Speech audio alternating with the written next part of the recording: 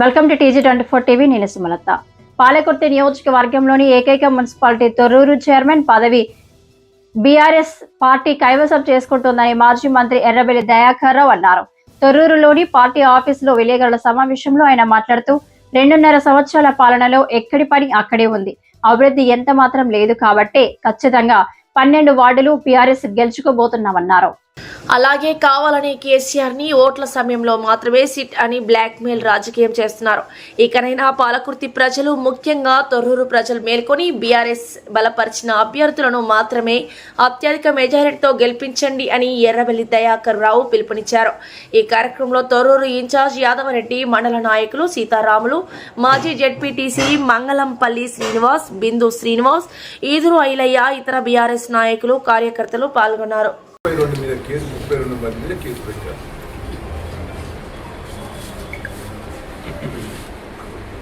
ఇదంతా కుట్ర. నేను జైలు వేయడానికి సిద్ధంగా ఉన్నాను. నేను పేరు కూడా తీసుకున్నాను, అది కూడా చెప్తాను. ఇది తప్పుడు కేసు. నేను ప్రెస్ మీడియా వల్ల కూడా రిక్వెస్ట్ చేస్తున్నాను, మేము తొర్రూరులో పెట్టొద్దు, ఎన్నికల కోడ్ ఉన్నది ఆడ పెట్టాము.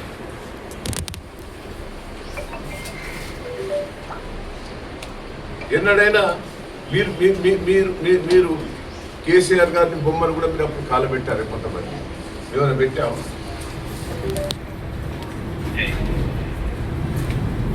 ఈ కాంగ్రెస్ పార్టీ గుండాలు, రౌడీలు కూడా మా బొమ్మలు కాలబెట్టారు. ఏమైనా కేసులు పెట్టాము. ఇది దౌర్జన్యం కాదా?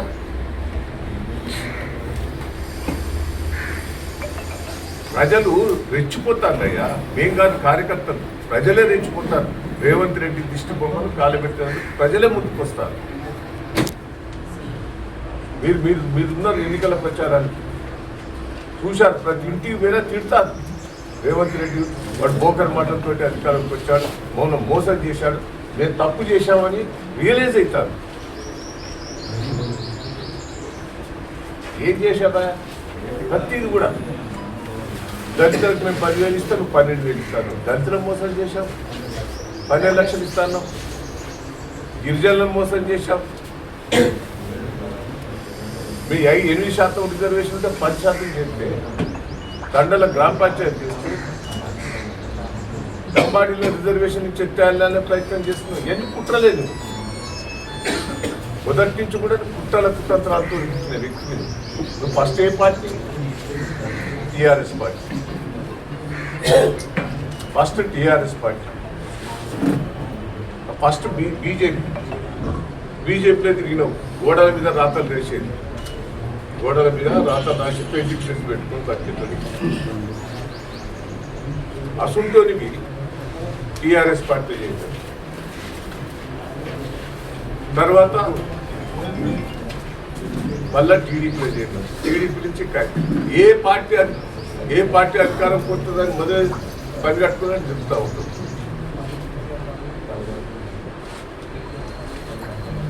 ఇంకా పార్టీలో మాది మోసాలు చేసే వ్యక్తికి నీకు ఏదేమందలేయా? ఒక పాలసీ ఉండదా?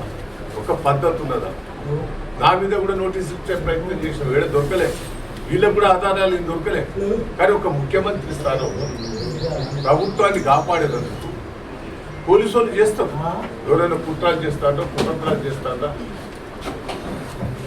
వాళ్ళ వివరాలన్నీ పోలీసు వాళ్ళు తీసుకుంటారు. పోలీసు వాళ్ళకే బాధ్యత. అది ముఖ్యమంత్రికి తెలియదు. అది కేటీఆర్ కానీ, హరీష్ రావు కానీ, సంతోష్ కానీ, దయాకర్ రావు కానీ, ఇంకోటి తెలియదు. ఆ బాధ్యత ఇప్పుడు రేవంత్ రెడ్డి గారి ప్రభుత్వంలో కూడా అవి చేస్తారు. మాకు చెప్పేది పోలీసు వాళ్ళు, నక్సలైట్ మీ మీద దాడి చేసినట్టున్నారు, మీరు జాగ్రత్తగా ఉన్నది. వాళ్ళ ఫోన్ల ఇన్ఫర్మేషన్ తెలుసుకొని అదే వాళ్ళ బాధ్యత. అట్లా ఆ నిఘాలు చేస్తే దాని మీద మా మీద ముఖ్యమంత్రి మీద ఏ రాష్ట్రం ఉందో చేస్తున్నారు. అది మేమేమైనా చేసినాం? కేసీఆర్ గారు ఇట్లా కాంగ్రెస్ వాళ్ళు కుట్ర కుతంత్రాలతో ఎవరిని మీద కేసు పెట్టామా?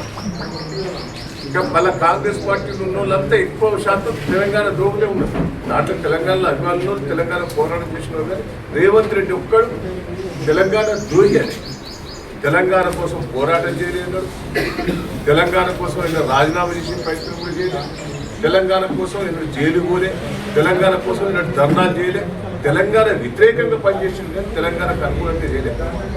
మేము ఆ రోజు 14 మంది ఎమ్మెల్యేలు తెలంగాణ కోసం రిజైన్ చేసినాం తెలుగుదేశంలో. ఇది ఒక్కడే రిజైన్ చేయాలి, అది ఉండే ఆధారం. రిజైన్ చేయకుండా తప్పించుకొని పోయాడు.